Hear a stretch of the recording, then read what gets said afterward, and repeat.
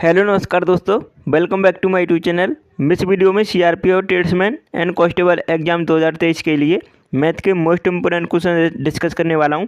आपकी परीक्षा में 25 क्वेश्चन पूछे जाएंगे मैथ के, तो वीडियो को एंड तक देखना। सभी क्वेश्चन इंपॉर्टेंट हैं। आप 25 में 25 मैथ में स्कोर कैसे कर सकते हैं ये आपको वीडियो को एंड में पता चल जाएगा, तो वीडियो को एंड तक जरूर देखें। चलिए स्टार्ट करते हैं। आपकी परीक्षा में इसी टाइप के क्वेश्चन पूछे जाते हैं। पहला क्वेश्चन क्या पूछा गया है, 4 संख्याओं का औसत 9 है। यदि एक और संख्या 14 को भी शामिल किया जाए तो नया औसत कितना होगा। देखो सिंपल सा क्वेश्चन है। 4 संख्याएं, उनका औसत कितना दे रखा है 9। तो अगर इनका योग निकालेंगे तो 4 से मल्टीप्लाई कर देंगे 9 में, तो 9 चक 36 हो जाएगा। अब ये 4 संख्याओं का योग हो गया 36। अब बोला है एक और संख्या 14 को शामिल किया जाए, तो एक और करना संख्या शामिल तो कितनी हो जाएंगी संख्या 5। और 14 को शामिल किया जाए तो 14 और जोड़ देंगे 36 में, तो कितना हो जाएगा 14 और जोड़ दो 36 में तो 50 हो गया। 14 को जोड़ेंगे हम 36 में तो 50 हो गया। अब देखो 5 संख्याओं का औसत, 5 संख्याओं का योग हो गया 50। अब बोला नया औसत कितना है, तो 5 से डिवाइड कर दो 50 को, तो 50 को 5 से डिवाइड करेंगे तो 10 आ जाएगा। नया औसत क्या हो गया, फोर्थ ऑप्शन इसका करेक्ट आंसर है। सिंपल सा क्वेश्चन था, आप इसे आसानी से कर सकते हैं। ये तो मैं आपको समझा रहा हूँ। दूसरा क्वेश्चन था, कविता किसी ड्रेस के लिए 800 रुपये मूल्य वाला कपड़ा खरीदती है और कढ़ाई और सिलाई पर 350 रुपये खर्च करती है।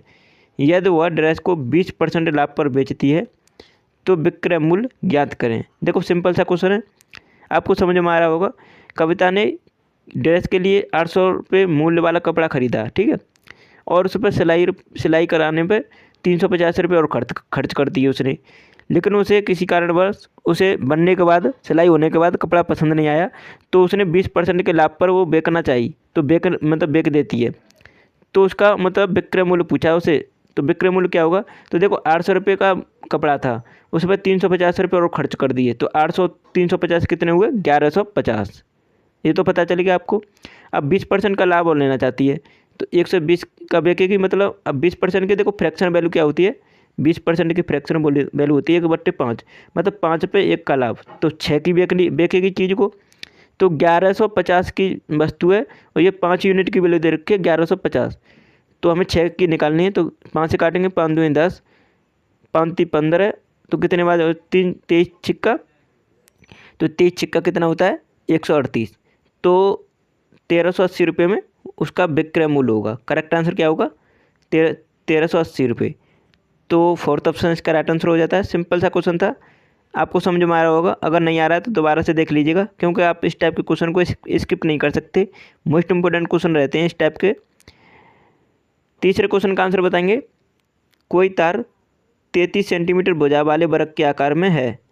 यदि तार को वृत्त बनाने के लिए डाला जाता है तो वृत्त की त्रिज्या ज्ञात करें। देखो सिंपल सा क्वेश्चन है, पाई का मान दे रखा है 22/7 लें, तो यहाँ पे आपको बताया 33 सेंटीमीटर भुजा वाले वृत्त के आकार में है। तो हमें पता है कि मतलब हम त्रिज्या निकालेंगे वृत्त की, तो उसके मतलब वृत्त के परिधि के बराबर होगा। उसका मतलब आयत, मतलब परिमाप होगा जो वृत्त का, वो परिधि के बराबर होगा वृत्त की। तो हमें पता है 33 सेंटीमीटर उसकी भुजा दे रखी है, तो वृत्त का परिमाप कितना होता है 4 इंटू भुजा ये मान लेते हैं भुजा, मतलब जैसे वर्ग है ये, तो प्रत्येक भुजा ए होती है, तो ए मान लेते हैं 4 ठीक है। और 33 दे रखी है, तो 4 इंटू 33 कितना हो गया 33 या 99, और उसके बाद 132 हो गया ना, 132। तो इतना आ गया, ठीक है। अब इसका मतलब 132 से ये हमें परिमाप निकल आया। अब ये 132 किसके बराबर है 2πr। वृत्त की परिधि क्या होती है 2πr, तो 132 दे रखा है इसका मान। हमें 22/7 रख देंगे पाई का मान, लेकिन हम 2 से काट लेते हैं इसे पहले, तो 2 से काटेंगे तो कितने बार कट जाएगा 66 बार। अब πr इक्वल टू 66 दे रखा है। πr मतलब पाई का मान रख लेते हैं 22/7 इंटू r इक्वल टू 66, तो 22 या 66, और 3 मतलब 7 को इधर ले जाएंगे तो 7 21, आर का मान कितना आ गया 21, तो 21 सेंटीमीटर उसका करेक्ट आंसर आ गया। तो सेकंड ऑप्शन इसका राइट आंसर होगा। सिंपल सा क्वेश्चन था। अगले क्वेश्चन का आंसर बताएंगे।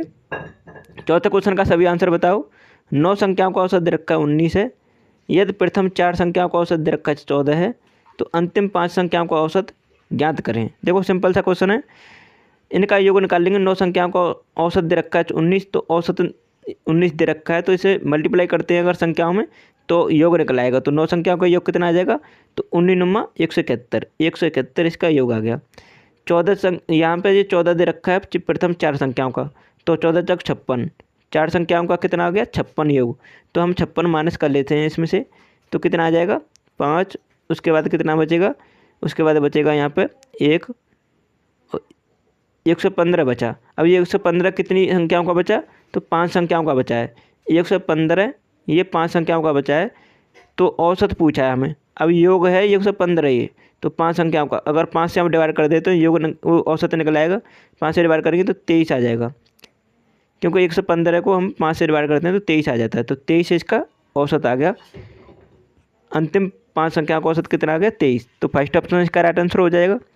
अब अगले क्वेश्चन का आंसर बताएंगे सभी। 5वां क्वेश्चन है, 2 संख्याओं का अंतर दे रखा 10 है, यदि उनका लासापा 120 है और उनका मासापा 10 है, तो संख्याओं का योगफल ज्ञात करें। देखो सिंपल सा क्वेश्चन है, आप सभी को पता होना चाहिए कि यहाँ पे आपको पता है ए, मान लीजिए पहली संख्या ए है और दूसरी संख्या है बी, इनका गुणा मतलब मल्टीप्लाई होता है लासापा इंटू मासापा, तो मासापा कितना 10 ये होता है। अब आपको पता चलेगा ए बी बराबर ये कितना हो गया 1200, ए बी बराबर 1200 दे रखा है, और ए माइनस मान लो 2 संख्या हमने ये पहली संख्या ए मानी है, दूसरी संख्या बी मानी है, तो 2 संख्याओं का अंतर दे रखा है 10, तो ए माइनस बी बराबर 10 दे रखा है। अब आपको पता चल गया, अब इनका योग निकालना है हमें। अब ए प्लस बी का योग कितना होगा, देखो हमें पता चल गया कि मतलब ए बी मतलब मल्टीप्लाई करने पर 1200 आना चाहिए, और माइनस करने पे ये माइनस बी करने पर 10 आना चाहिए। ये आपको कौन सी संख्या दिखेगी, तो वो आपको हम कॉन्सेप्ट लगाएंगे। तो कैसा हो सकता है, मतलब इनका मल्टीप्लाई करने पे और वो करने पे एक दूसरे को माइनस करने पे, तो वो आपको यहीं पे आपको सोचना है कि आखिर कैसा करें कि हमें इतना आ जाए। ठीक है, तो आपको क्या करना चाहिए यहाँ पे, यही आपको ध्यान देना है। तो चलिए देखते हैं।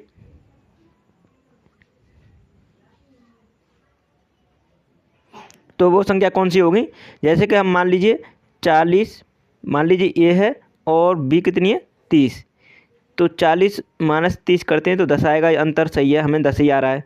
और उसके बाद हमने ए माना 40 और बी माना 30। अब हम इनका मल्टीप्लाई करते हैं 4 और 30, 40 का और 30 का, तो 1200 आ रहा है। इसका मतलब हमारी संख्या कौन सी है, तो 40 और 30 को जोड़ देंगे हम, 40 प्लस 30 तो कितना आ जाएगा 70। तो हमने यही सोचना था कि हमें ऐसा कोई संख्या लेंगे जिनका मल्टीप्लाई करने पर 1200 आ जाए और माइनस करने पर 10 आ जाए, तो योग करने पर कितना आ जाएगा 70। तो सेकंड ऑप्शन राइट आंसर होगा। इस तरह आपको लगाना था। अगले क्वेश्चन का आंसर बताएंगे। 6वां क्वेश्चन है, ए बी से 30% अधिक कुशल है, बी किसी कार्य को 13 दिन में पूरा करता है, तो एक उसी कार्य को कितने दिन में पूरा करेगा। देखो 30% का मतलब फ्रैक्शन वैल्यू कितना होते हैं, तो 30% का फ्रैक्शन वैल्यू होता है 3/10, ये आपको पता होना चाहिए। तो मतलब ये बी से 30% अधिक है, मतलब ये 30% अधिक का मतलब बी अगर 10 है तो ये कितना है 10 पे 3 अधिक है, मतलब 13 है। तो यहाँ पे बी अगर 10 है तो ये कितना है 13, ये आपको पता होना चाहिए था। अब देखो यहाँ पे बोला है बी किसी कार्य को 13 दिन में पूरा करता है, और बी यहाँ पे कितने दिन में कर रहा है, एफिशिएंसी कितनी है बी की 10। तो हम एफिशिएंसी से हम दिनों की संख्या को मल्टीप्लाई कर देते तो टोटल कार्य निकल आता है। तो टोटल मतलब दिन की संख्या कितनी है 13 और एफिशिएंसी कितनी है 10, तो दोनों को मल्टीप्लाई करते हैं तो कितना आ जाएगा 130। 10 13 दाड़े 130। अब ये उसी कार्य को कितने दिन में करेगा, देखो ये की एफिशिएंसी कितनी है 13। अब 13 की एफिशिएंसी से कार्य कराना है 130 कार्य को, तो 13 से डिवाइड कर देंगे, 13 दाड़े तो 10 बार कट जाएगा। तो सेकंड ऑप्शन इसका राइट आंसर होगा, ये उसी कार्य को 10 दिन में पूरा कर देगा। तो सेकंड ऑप्शन इसका राइट आंसर आ जाएगा। ठीक है, अब नेक्स्ट क्वेश्चन का आंसर बताएंगे। देखो सिंपल से क्वेश्चन है, लेकिन आपको प्रैक्टिस करनी है ज़्यादा से ज़्यादा, और वो आपको मैं करा रहा हूँ इंपॉर्टेंट क्वेश्चन के साथ। 2 धनात्मक संख्याओं का गुणनफल दे रखा है 1344 है, और उनका अनुपात दे रखा है 7:12 है। इनमें से छोटी संख्या ज्ञात करें। तो आपको देखो यहाँ पे क्या है कि 7 और ये मतलब 12 जो दे रखा है, ये 2 संख्या मतलब इन 2 धनात्मक संख्याओं का अनुपात दे रखा है। तो अनुपात को हम x से मल्टीप्लाई कर लेते हैं, ध्यान रखना इस चीज़ को। तो 7x अनुपात 12x। ठीक है, 12x। अब ये 1344 दे रखा है इनका गुणनफल। अब इनका गुणनफल करेंगे तो कितना आ जाएगा, 12 सत्ते 84, 84x² आएगा। क्या आएगा, 84x²। और ये वैल्यू दे रखी है इसकी 1344, तो इसे ध्यान रखिएगा। अब इसे हम इधर काटते हैं तो कितने बार कट जाएगा, तो 12 सत्ते और 12 से काटेंगे, 12 एकम 12 और 12 112 बार कट जाएगा। ठीक है, और 7 से काटेंगे तो कितने बार कट जाएगा, तो 7 एकम 7 और 7 छंगे 42। तो x² इक्वल टू कितना आ गया, x² इक्वल टू आ गया 16। तो x इक्वल टू मान, x का मान कितना आ जाएगा, तो x का मान आ जाएगा 4, क्योंकि इधर स्क्वायर रूट मतलब रूट कर देंगे, स्क्वायर मतलब इधर है तो रूट कर देंगे इधर, तो 4 आ जाएगा। अब देखो हमने 7x और 12x माना था, तो इनमें से छोटी संख्या पूछी है, तो 7x से छोटी संख्या होगी, तो x का मान कितना है 4, तो 4 से और मल्टीप्लाई कर देंगे तो 7 चौको 28, वो छोटी संख्या क्या आ गई 28। तो तीसरा ऑप्शन इसका राइट आंसर होगा। देखो सिंपल सा क्वेश्चन था, इस तरह आपको लगाना था। तो आई होप आपको वीडियो पसंद आई होगी। अगर आपने अभी तक हमारे चैनल सब्सक्राइब नहीं किया तो कर लीजिएगा और वीडियो को लाइक कर दीजिएगा, शेयर कर दीजिएगा।